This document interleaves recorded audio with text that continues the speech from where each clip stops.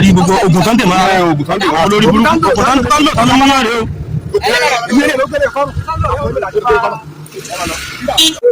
àwọn ilé ìlàmú ní tí alọ́nu gbọ́n fún agbọ́n gẹ́nì kálápá lánàá so àwọn ilé ìlàmú ló gbó nígbà tí inú gbó abá olórí burúkú eléyìí pẹ́jú eléyìí ló yẹ kó wa inú gbó ó dẹ̀ sá mọ́ wa lọ́wọ́ ṣùgbọ́n bàtà lọ́wọ́ ṣe àmọ́ olórí iwájú express máa ní sọ lísìn ní ẹgbẹ́ òkè nígbìn ní nẹ́lẹ́yìn.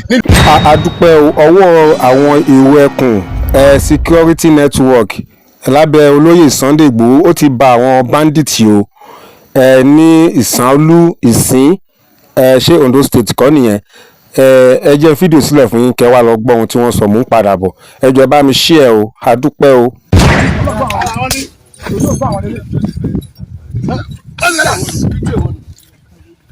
mo ti wo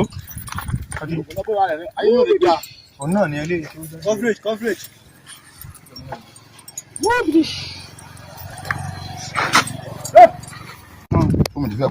ọkọ ní ṣe ní sẹ́ẹ̀ ní kí ní ṣe.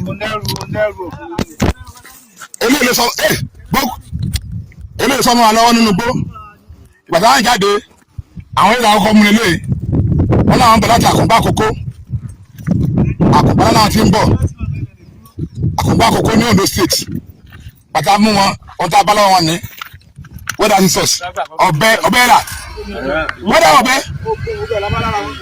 ọ̀bẹ àti ògùn àti àmà ọ̀ndà ọ̀bẹ ẹ̀rà àtàwọn ọ̀pọ̀lọpọ̀ ògùn ọ̀bẹ ẹ̀rà ẹ̀kọ́ kalẹ̀ ẹ̀kọ́ àwọn kan ẹ̀kọ́ kalẹ̀ ọ̀bẹ ẹ̀rà ọ̀bẹ ẹ̀rà ọbẹ̀ dà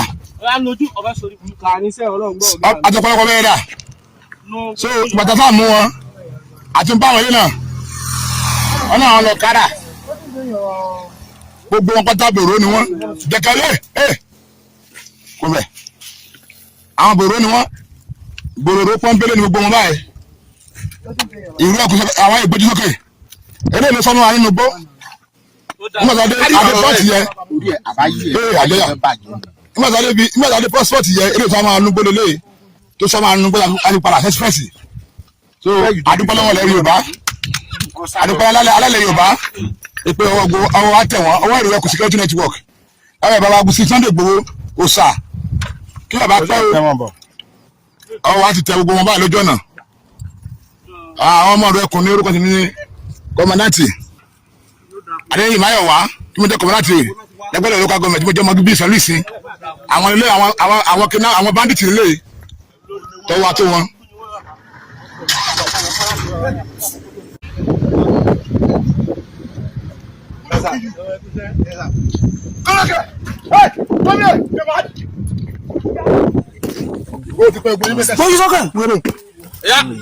Open that.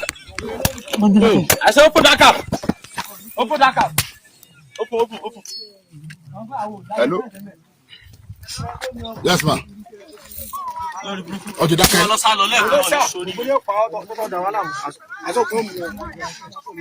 Wọ́n sì wàhálà ẹ̀dá àwọn ẹ̀jẹ̀ fọkànbalẹ̀. Mo ti wá sí ìṣẹ́. Oya, kó bá takò lẹ́sẹ̀. Kó bá takò lẹ́sẹ̀. Ọ́fíọ̀sì. Ìbàdàn.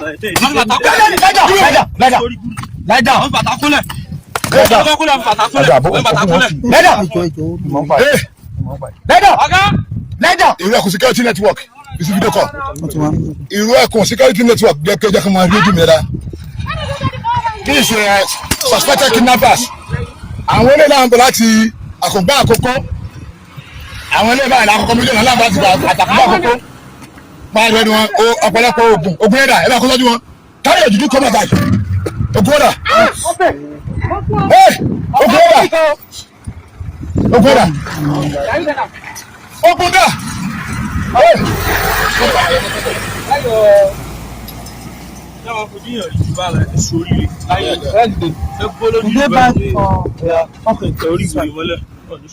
Inú báàgì náà wà.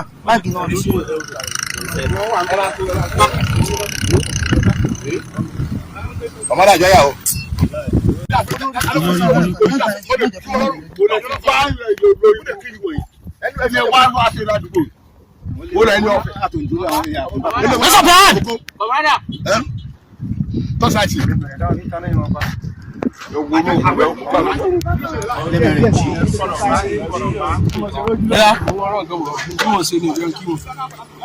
síbi ọ̀bẹ̀rẹ̀ ẹ bá kó ogun síbẹ̀ ẹ rí gbogbo ogun tó ń dè mọ́ oògùn tó ń dè wọ́n olórí burúkú kò tán lò tán ló mú náà rèé o.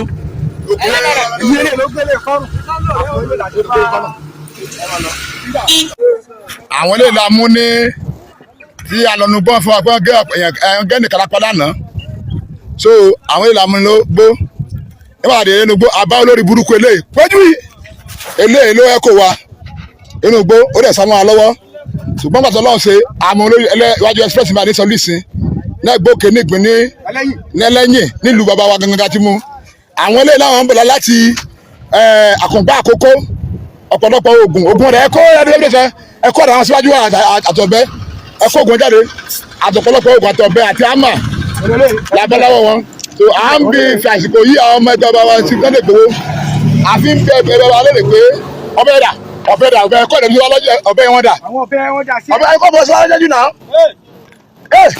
àwọn ẹgbẹ́ gbẹ̀dẹ̀ wa àwọn fi àsìkò yìí àwọn ìbẹ̀bà àti Sunday Igboho pé níbo ni ká kó wọn lọ nítorí wọn kó wọn lọ pé káwọn kọ́ síjọ́ ni àbí bóò ni olùfàsìkò béèrè lọ́wọ́ wọn àwọn lélẹ́yìí àwọn lélẹ́yìí àwọn bòròró banditi eléyìí ló yìnbọn sí wa nínú gbọ́lẹ̀ kan olóyìn nígbà yìí so ìbá wọn kó wọn lọ kí à ń fi àsìkò yìí bàbá sí Sunday Igboho kan sọ fún wa nínú ilé àwọn ọmọ ìlú Ẹkùn lábẹ́ àbá comrade yàrá kọ́mọ láti wà ní Ọ̀ṣun state Olúọmọ Awórò tí mo jẹ́ lára àwọn kọ́mọ láti ẹ̀ tí mo jẹ́ wọn bíbí ilẹ̀ sin Kwara state iṣẹ́ yìí ni ọ̀gá mi ní kí wọ́n ṣe lé Olúọmọ Awórò pé kí n lọ fọ ilé mi mọ́ ṣùgbọ́n adúpẹ́ lọ́wọ́ Ọlọ́run lónìí báyìí pé Nàìjíríà jẹ́ sí eré.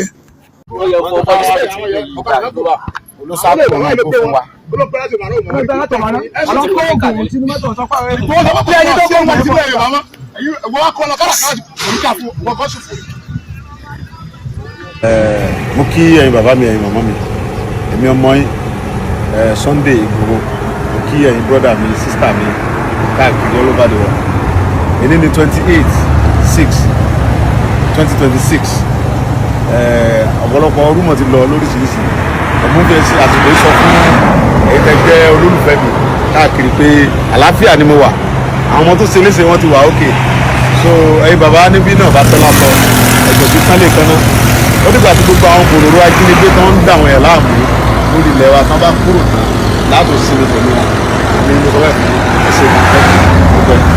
dúpẹ́ lọ́wọ́ gbogbo ẹ̀yin tá a jọ wo fídíò yìí bó ṣe ń lọ náà la ṣe mú wá fún wa yìí o eléyìí ó ṣẹ̀ṣẹ̀ ń ṣẹlẹ̀ lónìí ló ṣẹlẹ̀ o bẹ́ẹ̀ náà la ní ká mú wá fún wa pé àwọn security irú Ẹkùn wọ́n ń ṣe bẹ́bẹ́ wọ́n ń ṣiṣẹ́ o so fún ẹ̀yin tẹ́ sọ wípé wọ́n hàtì fíìmù ni ṣe rí pé olóyè Sunday Igboho ẹni tó yẹ kí a máa gbóríyìn fún ni o kò ń ṣe ẹni tó yẹ ká máa bẹnu àtẹ́lù wọ́n ń ṣe bẹ̀bẹ̀ wá bá rí irú wọn káàkiri ní gbogbo ìpínlẹ̀ Yorùbá pátá kò ní sí ìfòyà tàbí ìdágìrì àwọn kinní burúkú wọ̀nyí torí náà gbogbo ẹ̀yin akọni nílẹ̀ Yorùbá Ọlọ́run á wà pẹ̀lú yín o Ọlọ́run á máa fún yín ṣe olóyè Sunday Igboho Ọlọ́run á máa pàlọ́ àti àbọ̀yìnmọ̀ àtẹ̀yìn gbogbo àti ẹ̀yin àti gbogbo àwọn ọmọ tẹ̀ ń kó jáde ìkọ̀kan nínú wọn ní sọnù mọ́ yín lọ́wọ́ o ẹ̀yin náà tẹ́ ẹ bá nífẹ̀ẹ́ sí fídíò yìí ẹ jẹ́ ká ṣàdúrà fún wọn ní comment section àti àwọn àkíyèsí tẹ́ bá